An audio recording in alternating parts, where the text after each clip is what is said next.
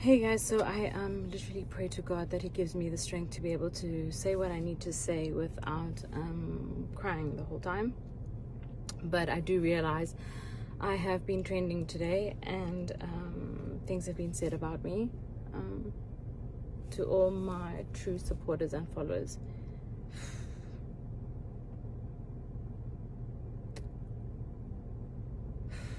I honestly feel like you guys know the core and the essence of what I am, so I would be doing myself a disservice by not saying something.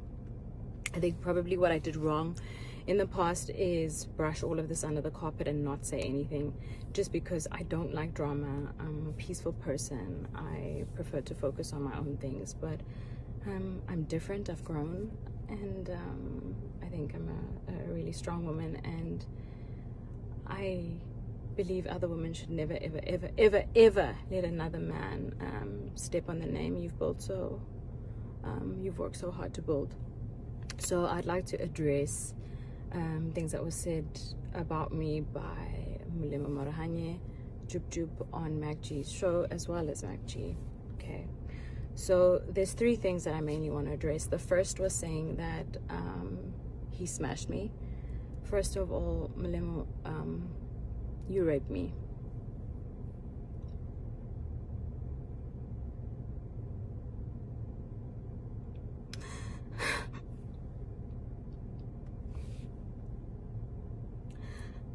I was raped for 2 years solidly. So please don't make it sound like it was a relationship. I was absolutely afraid to leave. Afraid of the power that your mother had in being around you at the time. I was aware of the stifling and sifting of money your mother was doing with Oprah. So, and also what you guys did in terms of Muti and medicine, which you made me believe my life would be a danger if I spoke up. So, no, you didn't smash me. You forcefully opened my legs and forced yourself on me numerous times for 2 years, and made me believe I had no way out. In that time, I had an abortion, of course, because there was absolutely no way I would have a child that was forcefully given to me. And the most painful part about all of this is that I was a virgin. And I told him at the time, I had told Jub that I was a virgin, and I planned to be a virgin until the day I got married. And the first time he raped me, the next morning, I had been trying to get hold of my friend the whole night who lives in my building, but the next morning when he eventually did open the door, and he can be a testimony to this, is Richard Lukunku, you know, I came to you because I didn't know what to do, and I came to you crying for help. I was afraid, so afraid. And I'm telling this story because, you know what, I genuinely believe that God allows certain things to happen. Your journey or the burdens that you face or the things that you go through, they happen for a reason, guys. And I genuinely believe this burst or this thing that's happened is for me to empower other women, to let them know to, one, never accept emotional abuse and rape the way that I did for 2 years straight. And also, if it has happened to you, turn your life into something really, really strong and powerful, which I have done, and I've really tried to mind my own business. But what I will not stand for is for you to degrade my name. I don't understand why you have an interview and you have to speak about me. You are at such a low point in your life that you should actually be spending your time apologizing for the children that you killed because you were high. Instead, you are trying to bring my name, that I've worked so hard to build the success that I have, okay? The woman that you knew back then, she doesn't exist, okay? I'm no longer afraid. You cannot bring me down, break me apart. Yes, you may have raped me for 2 years solidly.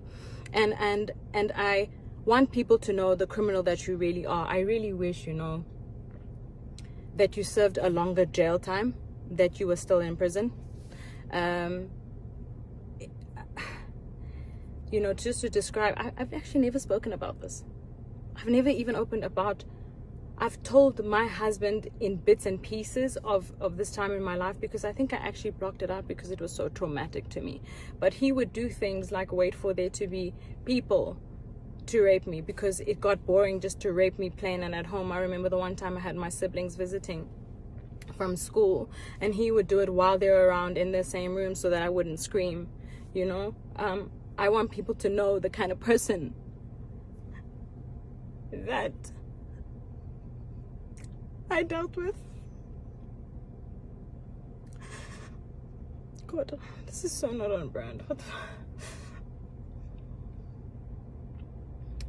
You know, so I will not allow my name to be dragged in the dirt, and to have some man speak about me like, you're so smooth, you managed to smash me. You didn't smash me, you raped me. You raped me, and I was still a good enough person, and I never ever spoke about it. I focused on my own and carried on with my own life. But what I will not do is let you destroy my name. I wrote a few notes so that I don't forget everything. And the other thing that you said is, I left you because I saw a picture with Kelly. I just want people to know that I left because he tried to kill me. He suffocated me. He literally suffocated me. And I remember that day so vividly. It was like, I prayed to God for the strength to kick him off, which I did. He had locked all the doors. He would lock me in the house sometimes, take my car, monitor my movements. I was in varsity at the time. I would not always be allowed to have my own car. I wouldn't be allowed certain friends.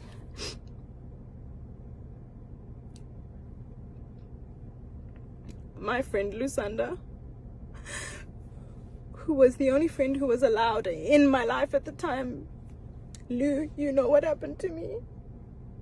You've seen it happen over all those years. So, it's not true. I didn't leave because I saw a picture. I left because he tried to kill me. And I was always afraid to leave because of the threats that were made. But at that moment where he tried to kill me, I knew that the very thing I was afraid of, which was dying, I knew was meant to happen that day. So I actually got away. And when I got away, I went to the police station to try and open a case of abuse and rape and attempted murder. And the police officer said to me to go home and think about my decision, because she is so sick and tired of women coming to report their boyfriends and husbands only having to take them back after all the abuse. So I just wish I had more information about how to get out and how to deal with rape and what it is that you should do when it happens to you. But in the beginning stages, when it happened to me, I would reach out to my friends and they didn't do anything. One of my friends still today calls me and says he regrets not helping me. I mean, the first time it happened, he literally gave me a Christian book to read and we prayed. But that's what I did. So trying to find my strength. Anyway, so that was the real reason I left. I left because my life was in danger, and I tried to open a court case. I tried to open a case against him, and our police system failed me. The lady sent me home because she says that women always go back to gender-based violence. I don't speak about these things publicly, but if you know me and you follow me, you will know that with my skincare business, during Women's Month, we donated money to Future Females to help build homes for gender-based violence for women.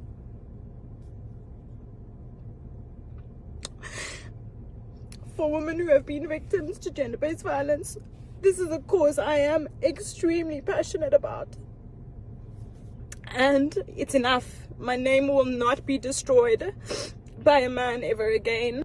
The other thing that I would like to address, sorry, my phone cut, is saying that I specifically came to visit Mulemo in prison on some personal visit.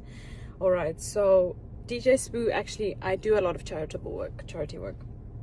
DJ Spoo called me and said, would I be keen to do some charity work? There are some prisoners in the cells who have decided to change their lives around, who have been studying, and they're having a graduation.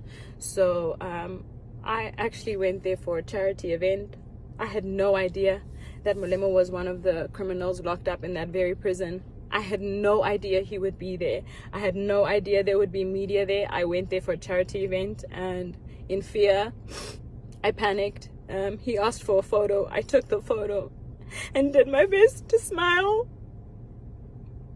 But I did not go there to visit him. So, speaking in public, telling people that I came there to come and have a personal visit is not true.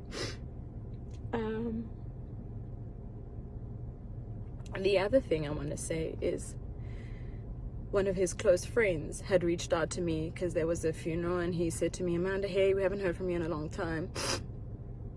You know, what happened to you? And I said, well, you know, to be blatantly honest, your friend has been raping me. I endured rape for 2 years, so I don't ever want to see him again. And he said, why didn't you say something? Because we've had so many out-of-court settlements for him doing similar things to different women.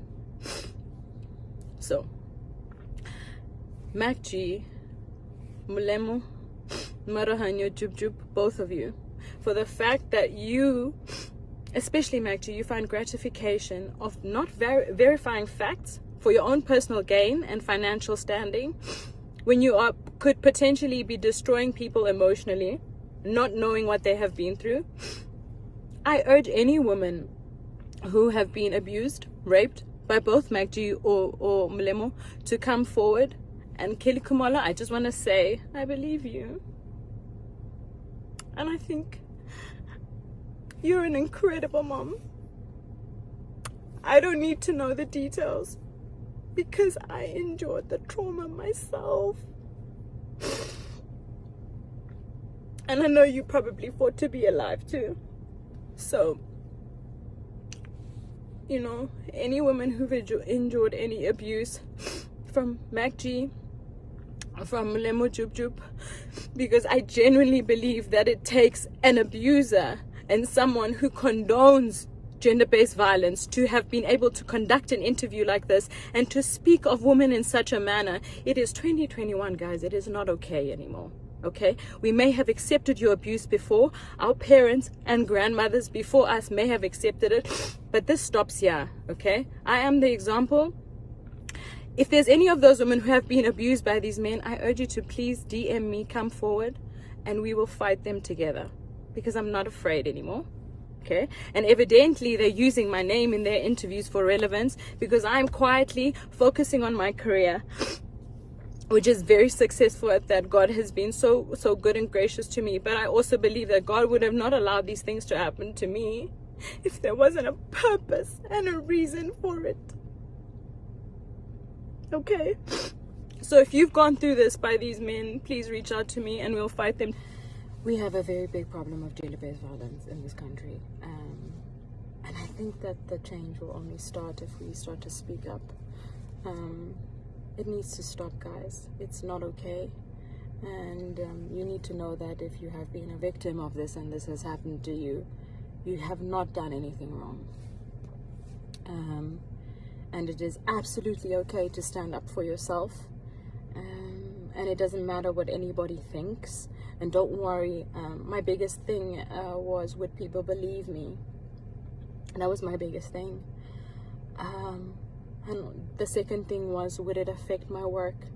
You know, as a female, I genuinely believe we're always fighting double time against the opportunities that men have. So I didn't want to create any problems for myself. I just wanted to make sure that I was successful at all costs. And although that's what I may have wanted, I realized that putting this, I literally stored this under a rug and I hoped that I would forget about it, but I never dealt with it. And listening to a podcast like that, having it played back to me, I cannot believe that somebody would fabricate that amount of lies Malemo, I don't know. Obviously, I know why. This is for clout. He has my attention. You wanted my attention. You got it. But this time, you're getting my attention. And I'm fighting for every single person who has been abused, harassed, and raped. It stops here. It stops now. You no longer have to accept this. And MacG, you will no longer use a female's name for your financial game. Your publicity of your podcast is not more important than the safety of our women. Okay, the change starts with us. If we don't protect our women, which you two have both done a terrible job at doing, I'm going to change that narrative. Okay, it stops here. It stops now. I'm actually really proud of myself for speaking up about this and telling my story. For years, I was traumatized. I remember literal flashbacks of my younger sister and I literally running away from the house because we were afraid. We were afraid of what would happen to us. And now I'm in such a position where I'm empowered, I'm strong, and I know that God is in control. I'm not afraid of you. And it's wrong what you did. You took the virginity of a woman who was saving herself for marriage. Not once, but you continuously raped me for 2 years. My spirit almost died. I almost died. I tried to kill myself twice because of what you did. But you know what? I'm so grateful. I don't regret anything that has happened to me. I think I've come out stronger. A lot of people ask me how come I'm able to keep going that much more, why it is I'm so resilient and so strong. And this is it. This is the proof. When you've gone through so much and you still choose to overcome, like, I'm in a place where I'm fearless. I'm not afraid of you, okay? And I will take you up to court legally for defamation of defamation of character, both MacG and Jub. It is not okay for you to drag my name in the dirt, that you guys need to be relevant for whatever reasons in your career, okay? I will meet you in court, and any women who have been harassed, raped, and abused by these two men, I have your back. Kelly, this is including you. If you guys needed just a little bit of more support to fight these people, I got you. It stops here. This is rubbish, okay? The change starts with us, and we are the change. I love you guys so much. Really, all of you that have been such an important part of my journey and my career, and it's been an amazing opportunity to grow with you, and I think it's important that I share this with you. So yeah, I'm standing for change, and I will fight this, and you will not drag my name that I've worked so hard to build.